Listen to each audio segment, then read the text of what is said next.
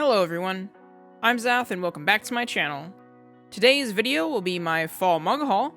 I, for one, am enjoying these cooler temperatures and the start of hoodie season. We finally don't need to run the air conditioning. But fall wouldn't be complete without some awesome manga to get us ready for the winter months. Now sit back, relax, and without further ado, let's talk about some manga.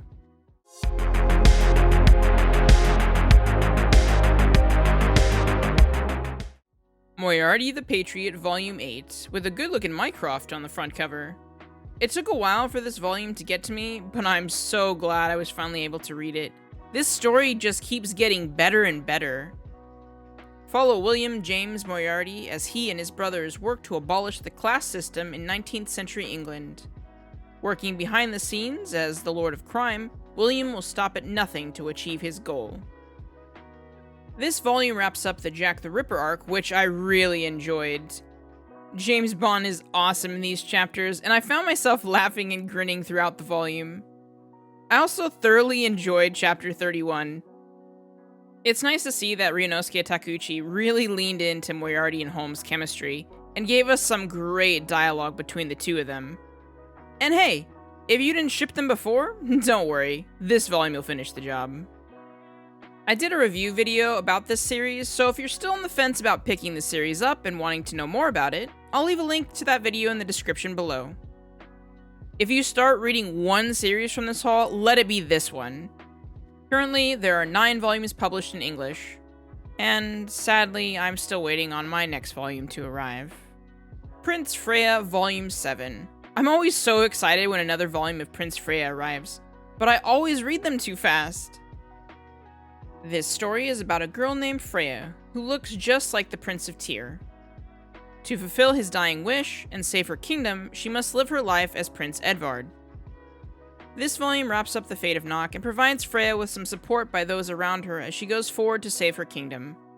But I have so many questions yet again with that chapter 20 ending, as well as the seer's message of the 3 hands stretching out for the hope Freya provides.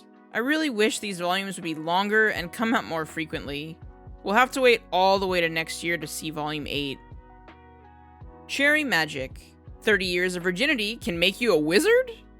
By Yu Toyota. Volume 1, Volume 2, and Volume 3.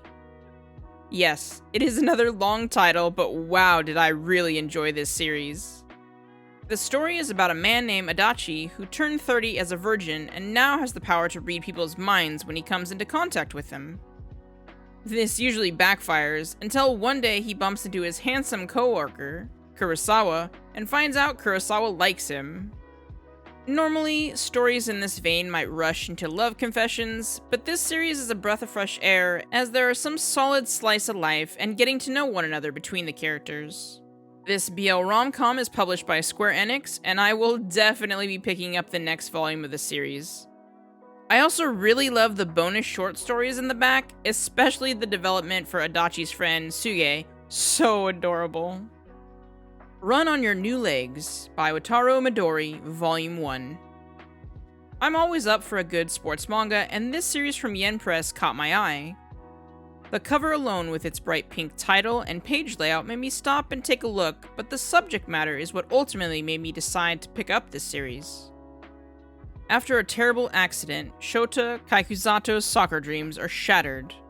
But after a chance encounter with a prosthesis, he sees the starting line to a new goal.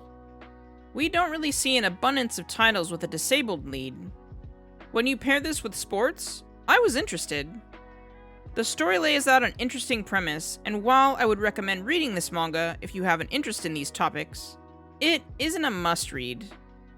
That being said, shelf space is always a constant battle, so I may switch to digital platforms to read this series further. New York, New York, Volume 2. New York, New York is a story about a closeted gay police officer who frequents gay bars looking for one-night stands. One evening, the man of his dreams walks in on his life and changes his outlook. This is the final omnibus that completes the series. And wow, can I just say, this was a very stressful volume. You definitely want to be in the right frame of mind while reading this. I can't really talk about much of what happens because anything would just spoil it, and if you're gonna read this, it's better you experience it yourself. However, I will say that I have mixed feelings about the series.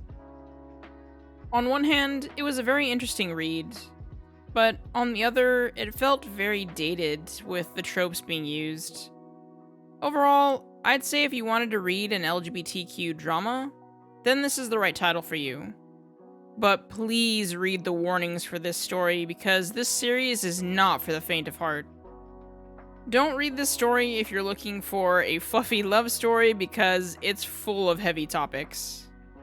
The Newgate, Volume 3 and Volume 4. The first 2 volumes of the series made me excited to read more, but Volume 3 was a little disappointing in comparison. This volume brings out the harem isekai trope in full force. I didn't enjoy this volume nearly as much as the previous 2 because of this. Volume 4 was better as it expanded its world building and plot, as well as returning to its action scenes. I'll still continue this series with the hope that it leans more into its action roots rather than pandering to a certain audience. Kaiju number 8, Volume 4. Hoshina takes the front cover of this volume. I really like the volume covers for this series so far. Kafka Habino thought he missed out on his childhood dream of joining the Japanese Defense Force and fighting against kaiju, instead becoming a member of the kaiju cleanup team. But one day, that all changes when he has a run-in with a smaller kaiju and gains the ability to turn into a kaiju himself. If you've been following this channel for a while, you should know by now how much I love this series. It's one I highly recommend reading.